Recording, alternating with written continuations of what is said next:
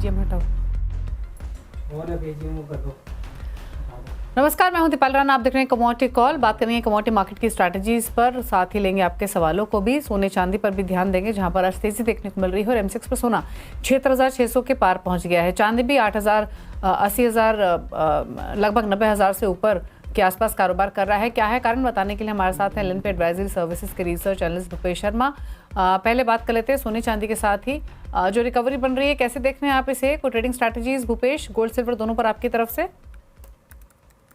जी नमस्कार मैडम। अगर बात करें स्पेशली गोल्ड की, तो गोल्ड के बाजारों में मुझे लगता है कि अभी एक बार आज के लिए तेजी करनी चाहिए। 76,500 का स्टॉप लॉस लगाकर इसमें तेजी कर सकते हैं, परंतु ये तेजी सिर्फ आज के लिए करनी चाहिए, कोई भी पोजीशन कैरी नहीं करनी चाहिए। अपसाइड में 76,750 850 के लक्ष्य संभावित रहेंगे। वहीं अगर गोल्ड और सिल्वर की तुलना करें तो सिल्वर का बाजार थोड़ा लैकलस्टर समझ आता है आज के ट्रेडिंग सेशन के लिए, तो मुझे लगता है कि सिल्वर की मैं एक बार दूरी बनानी चाहिए। ओके, चलिए, तो गोल्ड सिल्वर की बात हुई, लेकिन इसके अलावा कुछ ट्रेड्स आपने आइडेंटिफाई किए हैं क्या भूपेश? जी, मुझे क्रूड ऑयल के बाजार में बिकवाली करना समझ आता है। 6,030 का दाम चल रहा है अभी। अपसाइड में 6,057 का स्टॉप लॉस लगाकर इसमें बिकवाली करें। नीचे में 5,980 और 5,930 के लक्ष्य संभावित रहेंगे। वहीं अगर सेम एनर्जी सेक्टर की बात करें तो 294 के दाम पर नेचुरल गैस में खरीदारी करें और 290 के नीचे का स्टॉप लॉस लगाएं। 301 और 307 के लक्ष्य संभावित रहेंगे। ओके, नेचुरल गैस इनफैक्ट अच्छी स्ट्रेंथ दिखाते हुए आज के सेशन में। अच्छा, बेस मेटल्स में जिंक पर एक आपका व्यू क्या रहेगा? यहाँ पर मोमेंटम पॉजिटिव दिखाई दे रहा है, 0.5% ऊपर है प्राइसेस। क्या व्यू है इन स्तरों से जिंक पर? जी, आज के सत्र के लिए जिंक के वायदा में खरीदारी करनी चाहिए। मुझे लगता है कि 282 के नीचे का स्टॉप लॉस लगाएं और इसमें खरीदारी करके व्यापार करें। 285.50 और 287 के लक्ष्य संभावित रहेंगे। ओके, तो ये रही जिंक पर। एक बार एग्री कमोडिटी पैक को और देख लेते हैं, वहाँ पर क्या रुझान देखने को मिल रहा है आज के सेशन में। स्पेशली स्पाइसेस के पैक करके एक एक करके आपके सामने लेकर आते हैं और टर्मरिक पर खासतौर से बातचीत करेंगे। हालांकि टर्मरिक फ्लैट टुवर्ड्स हरे निशान में है, जीरा धनिया भी फ्लैट कारोबार कर रहे हैं। कैसे देख रहे हैं इस पूरे स्पाइसेस के पैक को भूपेश? ये अगर टीएमसी की बात करी जाए तो टीएमसी का ट्रेंड और मोमेंटम दोनों वीकली और डेली चार्ट पर नेगेटिव बने हुए हैं। मुझे लगता है कि 13,800 टूटने के बाद टीएमसी में बिकवाली करनी चाहिए। स्टॉप लॉस 14,000 के ऊपर का लगाएं और नीचे में 13,500 13,200 के लक्ष्य संभावित रहेंगे आने वाले समय के लिए। वहीं अगर अदर मसालों की बात करी जाए तो मुझे लगता है कि जीरे के बाजार में भी बिकवाली कर सकते हैं। 23,850 के दाम पर 24,000 का स्टॉप लॉस लगाएं। लक्ष्य इसमें 23,550 23,200 के संभावित रहेंगे।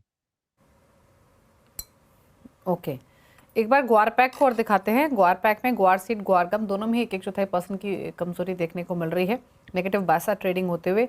और एक कॉटन सीड ऑयल केक दिखाते हैं, यहाँ पर नरमी परसिस्ट कर रही है। प्रीवियस सेशन के 1% नीचे आज ही भाव ट्रेड कर रहे हैं। पहले ग्वार पैक पर क्या राय है आपकी?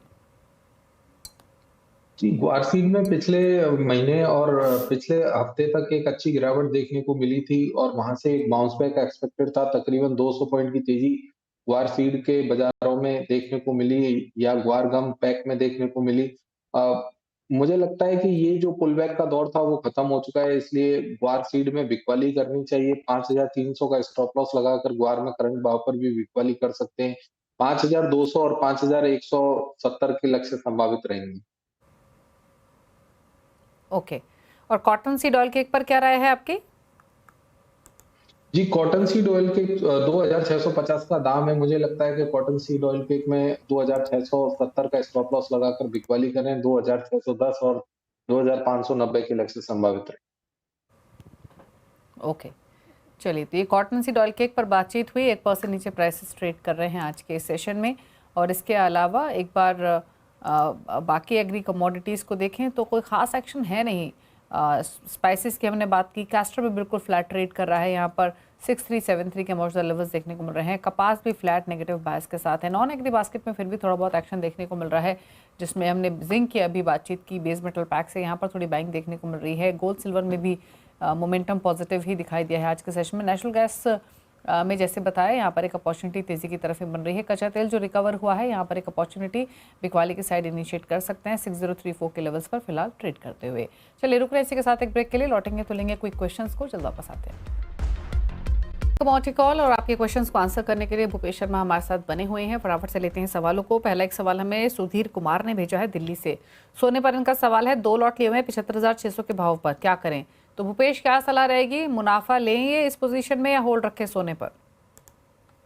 मुझे लगता है इन्हें अभी करंट भाव पे मुनाफा बुक कर लेना चाहिए, अन्यथा ये ऐसा भी कर सकते हैं कि 76,300 के नीचे का ट्रेलिंग स्टॉप लॉस फॉलो करें।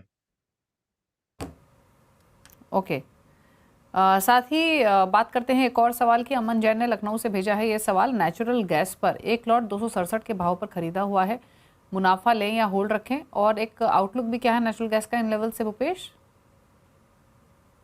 जी, इन्हें बहुत अच्छा मुनाफा मिल रहा है नेचुरल गैस में। मुझे लगता है कि इन्हें अपना ट्रेल स्टॉप लॉस 267 तो बहुत दूर हो जाएगा, परंतु 280 के आसपास इन्हें अपना अगले वाला जो कॉन्ट्रैक्ट है उसका स्टॉप लॉस फॉलो करना चाहिए।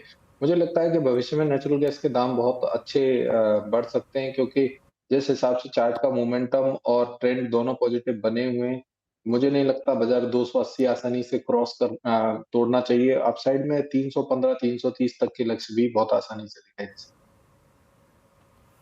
ओके। नीलेश भाटिया ने सवाल भेजा है कि गुरुग्राम से जिंक पर इनका सवाल है, 2 लॉट 254 के भाव पर खरीदे हुए हैं। जिंक में ऑलरेडी हम बातचीत कर भी रहे थे भी, क्या सजेशन रहेगा इनके लिए 254 की बाइंग प्राइस के हिसाब से भूपेश? जी, बिल्कुल इन्हें अपनी जिंक की पोजीशन में बने रहना चाहिए। मुझे लगता है कि आने वाले समय में जिंक 302 और 310 के लक्ष्य आसानी से दिखा सकता है, अगर ये पोजिशनल ट्रेडर है। अगर इंट्राडे में इन्हें कहीं अपनी पोजीशन का स्टॉप लॉस फॉलो करना है, तो 270 के नीचे का स्टॉप लॉस ट्रेलिंग करके फॉलो कर सकते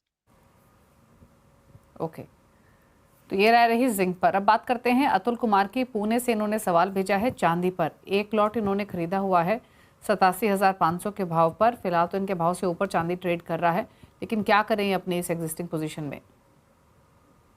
89,000 का स्टॉप लॉस ट्रेलिंग में फॉलो करना चाहिए और स्ट्रिक्टली फॉलो करना चाहिए, क्योंकि जिस हिसाब से डॉलर इंडेक्स का बाजार 108.10 के ऊपर लगातार बना हुआ है, मुझे लगता है कि ये गोल्ड और सिल्वर के लिए काफी नेगेटिव इश्यू रहेगा आने वाले समय में। ओके, बात करते हैं अब हल्दी पर। विकास ने एक सवाल भेजा है रांची से, और सवाल है इनका कि इन्होंने 2 लॉट खरीदे हुए 12,156 के भाव पर। एक प्राइस आउटलुक भी लेना चाहते हैं कि यहाँ से प्राइस आउटलुक क्या बन रहा है टर्मरिक को लेकर, बताइए क्या सजेशन? जी, हल्दी का ट्रेंड और मोमेंटम दोनों नेगेटिव बने हुए हैं, इसलिए मैं कहूंगा कि इन्हें करंट भाव पर अपनी पोजीशन से एग्जिट करना चाहिए, या अगर कहीं भी एग्जिट नहीं करना चाहते तो 13,600 के नीचे का स्ट्रिक्ट स्टॉप लॉस फॉलो करें। और नीचे में मुझे लगता है आने वाले समय में 13,300 और 12,800 तक के लेवल भी आसानी से दिखाई दे सकते अच्छा भूपेश, अगर 2025 के लिए एक व्यू लेना हो तो एग्री और नॉन एग्री दोनों ही पैक में एक एक कमोडिटी जो आपको लगता है अच्छा परफॉर्म कर सकती हैं, क्या चॉइस रहेगी आपकी? जी, 2025 के लिए मेरी बेस्ट कमोडिटी रहेगी नेचुरल गैस। नेचुरल गैस में खरीदारी करनी चाहिए। पोजिशनली मुझे लगता है कि 2025 के अंत तक नेचुरल गैस एक बार ₹410, ₹450 के भाव भी दिखा सकती है। वहीं अगर बात करें एग्री कमोडिटीज में, तो एग्री कमोडिटीज में अगर ग्वार का काउंटर स्पेसिफिकली 4,900 के आसपास कहीं भी मिलता है, तो 4,700 के नीचे का स्टॉप लॉस लगाकर इसमें पोजीशन बना सकते हैं 5,500 और 6,100 के लक्ष्य के लिए। ओके, चलिए, तो ये सजेशन आपके लिए आगे के आउटलुक के पर्सपेक्टिव से है। इस बीच एक सवाल और मिल रहा है, और ये क्रूड पर ही मिल रहा है। 5900 के आसपास की पोजीशन है, 2 लॉट लिए हुए हैं। रमेश का सवाल है दिल्ली से, जानना चाहते हैं क्या करें इस पोजीशन में, और आगे का एक प्राइस आउटलुक भी लेना चाहते हैं, बताइए क्या सजेशन? जी, क्रूड का ट्रेंड और मोमेंटम अभी हाल-फिलहाल के लिए नेगेटिव बना हुआ है। इस वजह से मेरा कहना होगा कि अगर इनकी कोई पोजीशन है तो 6,000 का strict trailing stop loss follow करें। अन्यथा मुझे नहीं लगता कि क्रूड में कोई बहुत बड़े मूव्स देखने को मिलेंगे, क्योंकि 6,250 से लेके 5,750 के ज़ोन में क्रूड काफ़ी महीनों से ट्रेड कर रहा है। मुझे लगता है कि आने वाले समय में भी इसी ज़ोन में ट्रेड करता रहेगा। आइदर साइड का ब्रेकआउट या ब्रेकडाउन आने पर ही इसमें एक नई पोजीशन या नई व्यू तैयार होगा। ओके, तो ये राय आपके लिए क्रूड पर रही और फिलहाल अगर आप भाव देखें तो 6025 के आसपास फिलहाल ट्रेड करते हुए दिखाई दे रहा है। एक और सवाल ले लेते हैं और वानी ने ये सवाल भेजा है। सवाल इनका ग्वारगम को लेकर है।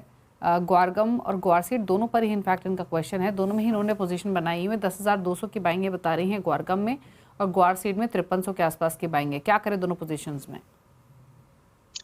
जी, विशेषकर ग्वारगम की बात करेंगे। ग्वारगम में इन्हें अपना स्ट्रिक्ट स्टॉप लॉस अपनी कॉस्ट का रखना चाहिए। 10,200 का स्टॉप लॉस फॉलो करें ग्वारगम में। और वहीं ग्वारसीड की बात करें तो ग्वारसीड का ट्रेंड नेगेटिव बना हुआ है। मुझे लगता है कि 5,320 ग्वार के लिए क्रॉस करना अभी एक बार मुश्किल रहेगा।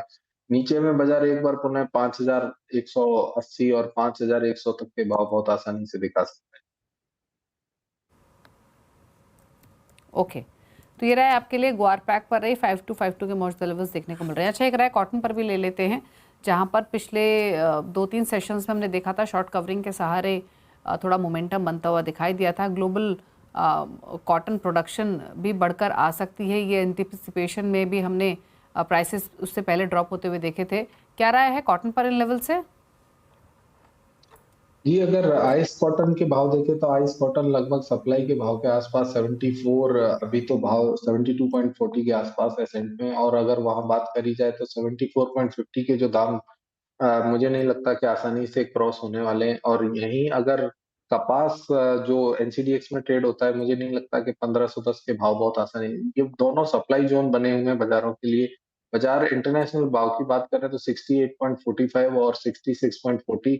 और वहीं अगर एनसीडीएक्स की बात करी जाए तो 1450 और 1420 दोबारा देखने को मिल सकता ओके, चलिए, तो ये रहे आपके सवालों के जवाब और आपके लिए ट्रेडिंग स्ट्रैटेजीज। शो को समेटने का वक्त है। शुक्रिया भूपेश, शो में आने के लिए और अपने व्यूज शेयर करने के लिए। इसी के साथ एक ब्रेक के उस पर आवाज समाचार। नमस्कार।